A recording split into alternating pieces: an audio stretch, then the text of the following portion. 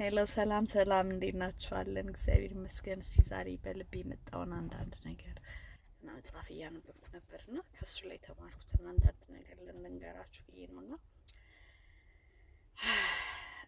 ቢን ፎሪስ ማለት ነው 45 ውስጥ ከገባ በኋላ አንድ ነገር የገባኝ ነገር በህይወቴ ማለት ነው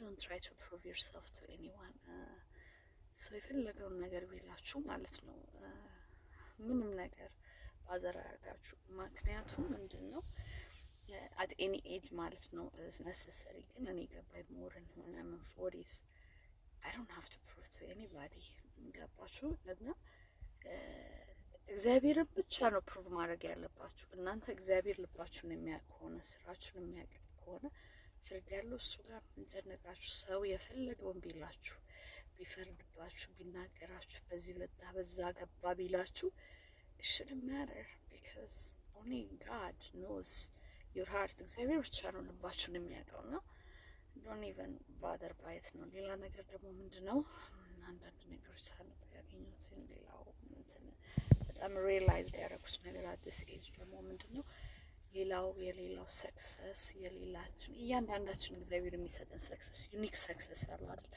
እንትን አያደርግም እግዚአብሔር ዱፕሊኬት አያደርግም። የኔ ሰክሰስ ለሌላ ሰው ሰክሰስ አይሆንም። ሌላም ደግሞ እያንዳንዱ ሰክሰስ እያንዳንዱ ሰው የራሱ እንትን አለው። እግዚአብሔር የሚሰጠው የህይወት ላይፍ ሰክሰስ አለውና አንድ ሰው የሆነ ቦታ ሲደርስ we should be happy።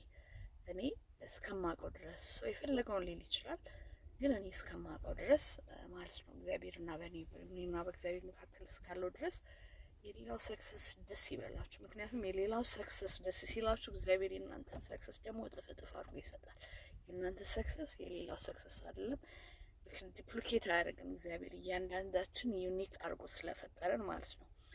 እና ሁለት ነገር ነው ያወራነው ማለት ነው። አንደኛው ምንድነው don't try to prove yourself like እኔ እንዲህ ነኝ እያላችሁ ለሌላ ሰው never mind። እግዚአብሔር ብቻ ነው እናንተን የሚያውቀው። just don't bother by it። ሰው የፈለገውን ታይትል ሊሰጣችሁ ይችላል። ሁለተኛው ነገር ደግሞ be happy with somebody's success። ምክንያቱም ዱፕሊኬት አያደርግም እግዚአብሔር፣ ግን እጥፍ የሌላውን ሰው ደስ ሲላችሁ አንድ ቦታ ሲደርስ ያንን እጥፍ አድርጎ እግዚአብሔር ስለሚሰጥ ማለት ነው። ይህንን ሁለቱ ነገሮች በውስጤ በጣም ስለተመላለሱም ስላነበብኳቸው ልንገራችሁ ብዬ ነው። በቃ እንግዲህ አመሰግናለሁ። ሰብስክራይብ ለምታደርጉት ሼር ለምታደርጉት እግዚአብሔር ይባርካችሁ። አመሰግናለሁ።